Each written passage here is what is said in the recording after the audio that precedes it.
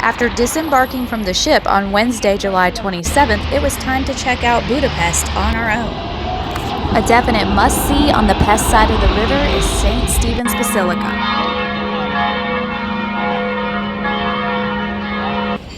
St. Stephen's Basilica was built in 1905 in the neoclassical style.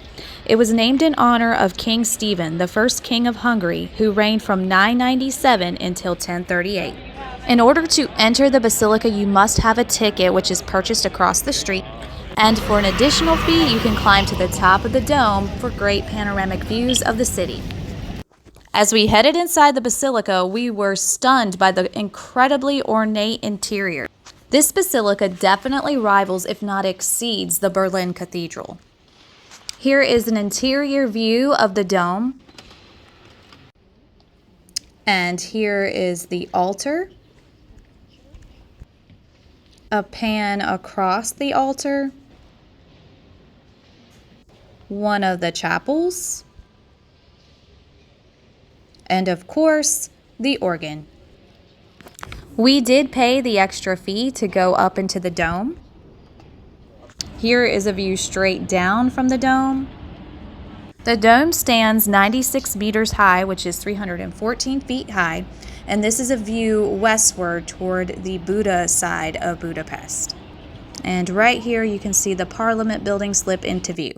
Next we headed downstairs and out of St. Stephen's Basilica. And once outside, we found some entertainment and headed towards Liberty Square. Here is the memorial to victims of the German occupation. A side view of Liberty Square. The Soviet War Memorial, which honors Soviet soldiers who were killed liberating Hungary from the Nazis. Next, we were distracted by these dogs playing in front of the Soviet War Memorial. Next, we found this statue of American President Ronald Reagan, honoring him for his role in the demise of communism in Europe. Nearby is this statue of President George H.W. Bush, who was the first American president to step foot on Hungarian soil. Next is a monument to Karl Lutz, a Swiss diplomat who saved tens of thousands of Budapest Jews, including 10,000 children, by issuing them Swiss documents permitting them to leave Hungary during Nazi occupation.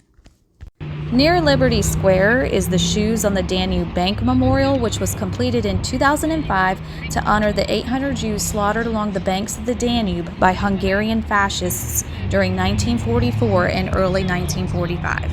A short walk from the memorial is the Budapest Parliament building, also known as the Hungarian Parliament.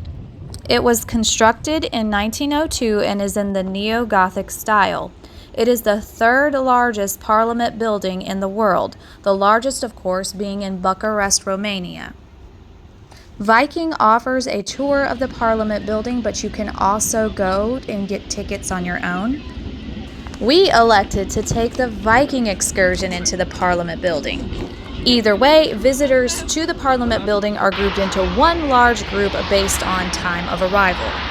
As a functional and working parliament building, visitors are only allowed into certain public rooms and entry is highly secured.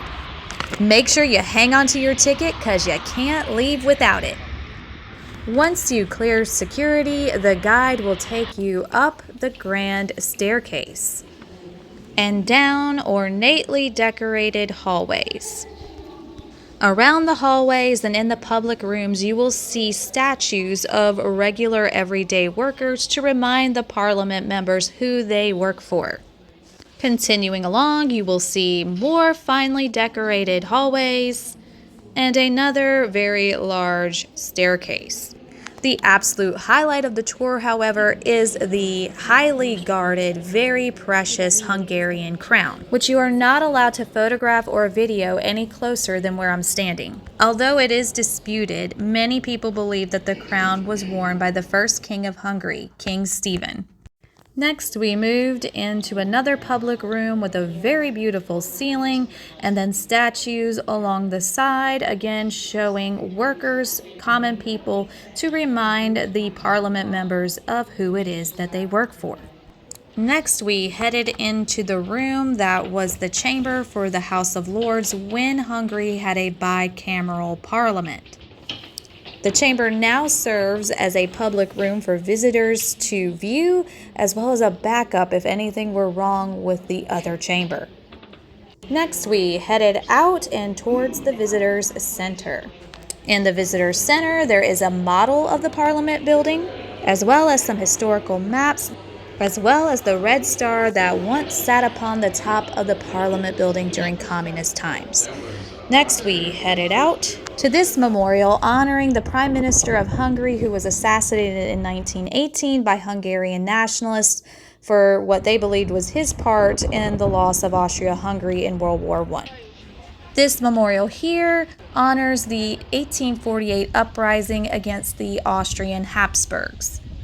Looking at the front of the Parliament building here, I was initially very confused why I see the Hungarian flag and then another flag, but then our guide showed us this memorial here.